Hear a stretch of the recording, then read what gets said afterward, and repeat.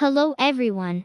Let's closely follow the story of Peter's martyrdom, how Jesus' chief disciple Peter faced his final moments in Rome, intertwined with legend, history, and the prophecies of the Bible, revealing a touching and intense true story. Peter walked on water, repented after denying Jesus, and became the flame of Pentecost. However, his life ended in a martyrdom, stained with blood amidst the persecution of the Roman Empire. This is not just a simple death, it's a moment of humility and love that shines.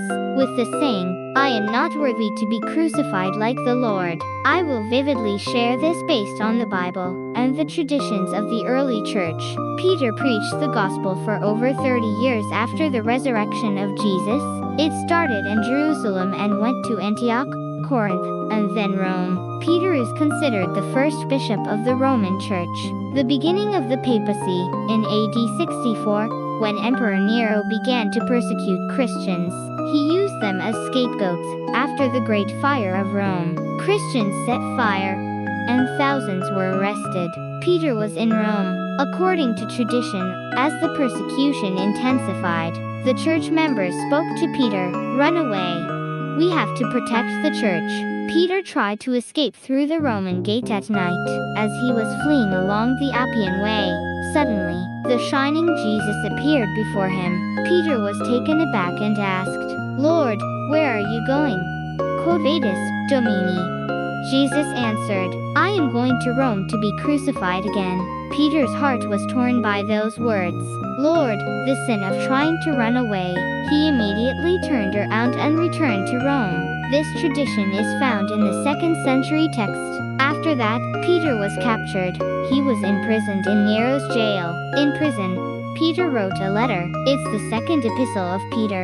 Beloved, do not be surprised at the fiery trial, when it comes upon you to test you, as though something strange were happening to you. He was joyful even in the face of death, recalling the prophecy of Jesus. In John 21, Jesus spoke, "When you were younger, you dressed yourself and went where you wanted. But when you are old, you will stretch out your hands, and someone else will dress you, and lead you where you do not want to go." Peter understood that this meant crucifixion. Around AD 67, it was decided to crucify Peter on the orders of Nero. The location was Nero's circus, beneath what is now Vatican Hill. Peter was not a Roman citizen, so he was subjected to crucifixion. But Peter pleaded, "I am not worthy to be crucified like the Lord.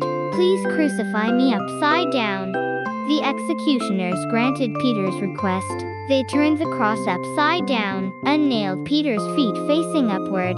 He was hanging with his head facing down.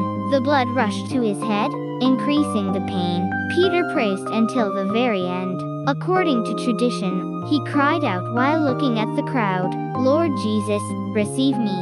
It is said that Peter's wife also became a martyr alongside him. Peter spoke while looking at his wife, "Remember the Lord."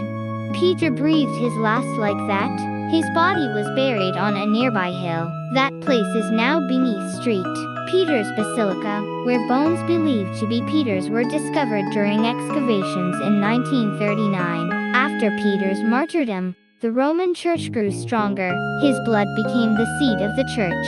The early Church Fathers, Clement and Tertullian, conveyed this story. Emperor Constantine built a cathedral over Peter's tomb. Everyone, Peter's martyrdom is asking us a question. Do you love me? Peter sank in the water and denied it in the courtyard. But in the end, he chose to love the Lord upside down. His death is evidence of the resurrection. Just like Jesus used the failing Peter until the end, we can also find strength in our weaknesses. Quod vadis? Lord, where are you going?